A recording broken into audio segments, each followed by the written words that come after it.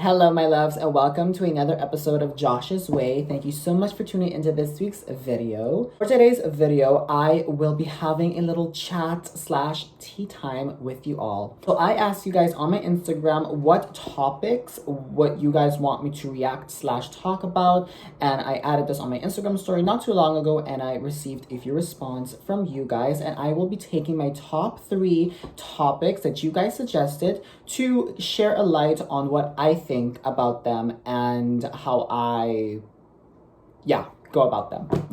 Some of these topics may be a little bit controversial, some may not be, maybe they're not, maybe they are.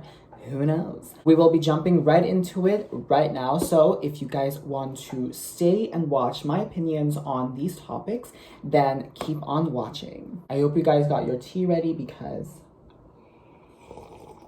by the way, it's just water. I didn't have time to brew tea. So the first topic we will be diving into is this one right here. And don't worry, all the questions are anonymous. So this question is basically asking toxic masculinity, and I will be sharing my thoughts on this right now.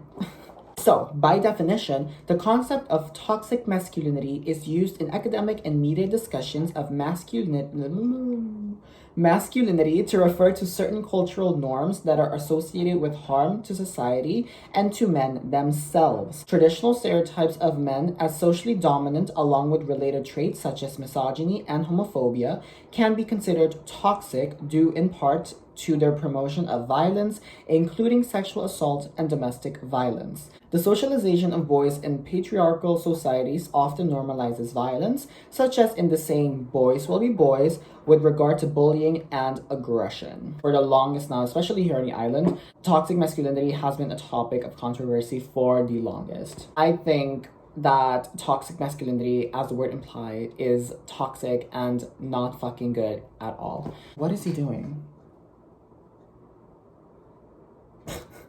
Honestly, it's kind of really sad that we are constantly still living in a society that labels men to be manly on what they do with their personal life, whether it be wearing specific clothing types or taking care of themselves or not fitting in the manly box in order to be considered a man. I'm sick and tired of labeling people based on how they choose to express themselves and what they choose to do with their lives. Recently, it's been a trend, or it's coming into trend, that a lot of men, whether that be straight man or gay man, are more comfortable or being more comfortable with wearing quote unquote not the standard typical man outfits. For example, a lot of men right now are wearing skirts, a lot of men are wearing nail polish, some are wearing eyeshadows and makeup. I'm not saying that all men have to do this, but like there are some men out there who want to express themselves this way, and this is totally okay. You can wear your skirt, you can paint your fingernails, and you can put eyeshadow and do makeup if you want. It does not make you less of a man, and it does not make you less worthy of who you are. We've come to a point where we have to really advance and move forward past from these judgments and stereotypes and just accept others for what they want to do with their lives and how they choose to express themselves. There's a lot of people that are still stuck in the past where you have to act a certain way and you have to dress a certain way. You have to say certain things to be considered a man.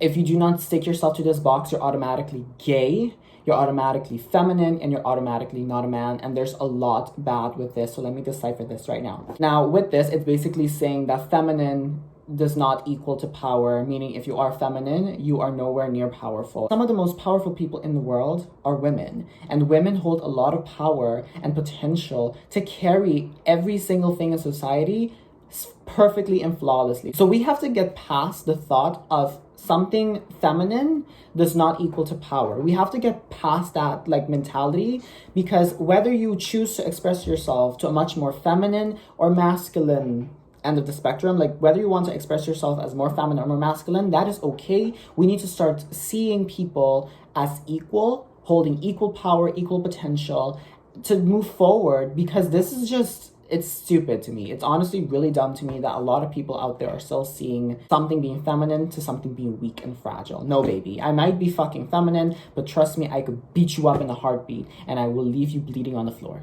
No, I'm kidding.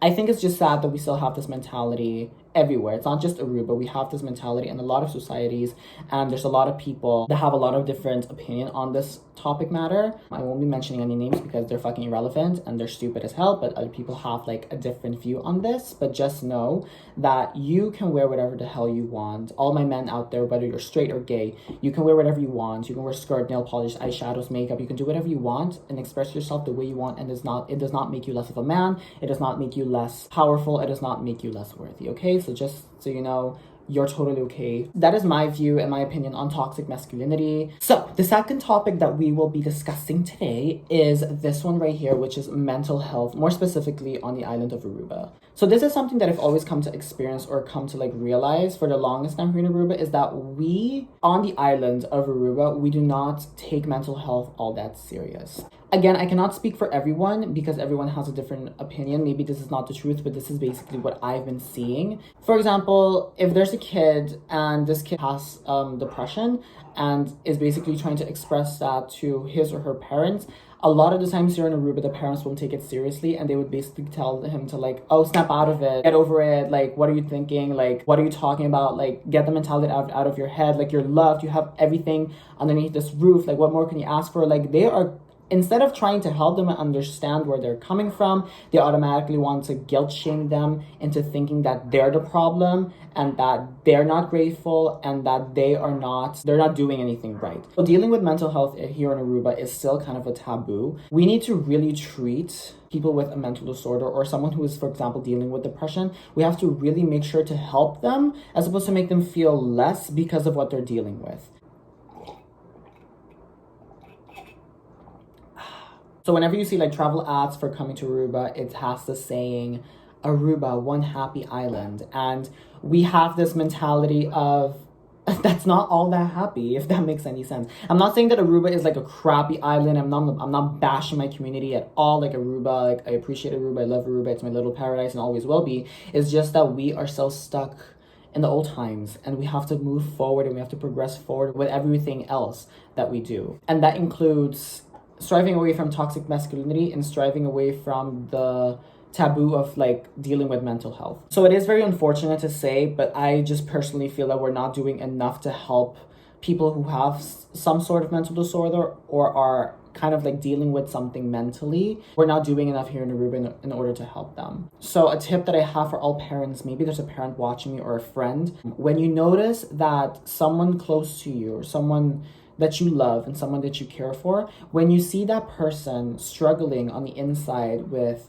depression, any mental disorder, please reach out to them, try and understand them, listen to what they have to say. If it gets to the point where they need professional help from a therapist, psychologist, try to help them get there. Normalize going to a psychologist for help, to talk out your problems. Normalize getting professional help to deal with any situation that you're going through. Do not bottle up your emotions because you don't want people to know or you feel embarrassed to say that you are dealing with some sort of mental disorder. It is totally okay. Don't ever feel embarrassed to reach out for help in any situation. Whether you need professional help or you just need someone to talk to, do not hesitate to reach out and ask for help. I hope I said that right.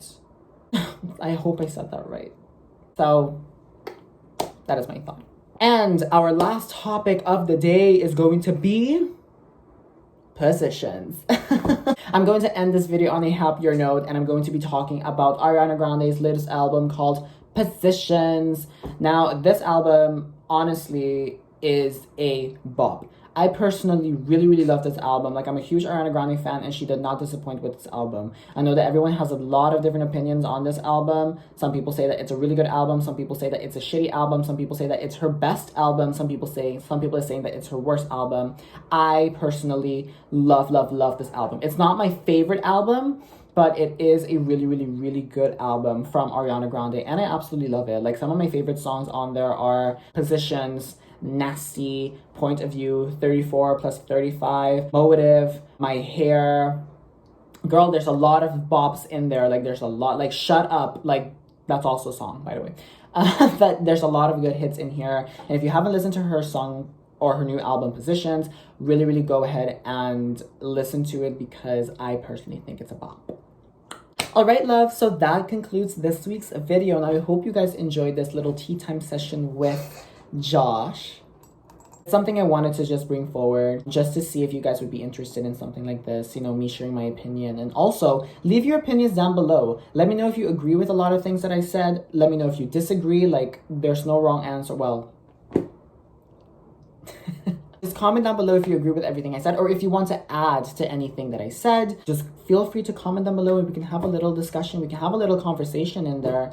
You know, don't be afraid. We can, like, totally do that. So again, I wanted to thank you guys so much for tuning into this week's video. Your support means the world to me, the absolute world to me. Like, I cannot thank you guys enough for supporting me, watching my videos constantly, and just tuning into everything that I have to post here on YouTube. I really, really do appreciate it a lot. Trust me, I really, really do. And if you like this video, don't forget to give this video a thumbs up and also subscribe to my channel if you haven't already. I will also be linking my social media links down below. I have my Instagram for both my personal and my design account. And I also have my TikTok account linked below if you want to go ahead and give me a follow. I would really, really, really appreciate that. And I will love you for it. So again, thank you guys so much for tuning into this week's video. And I will see you all next week. Bye!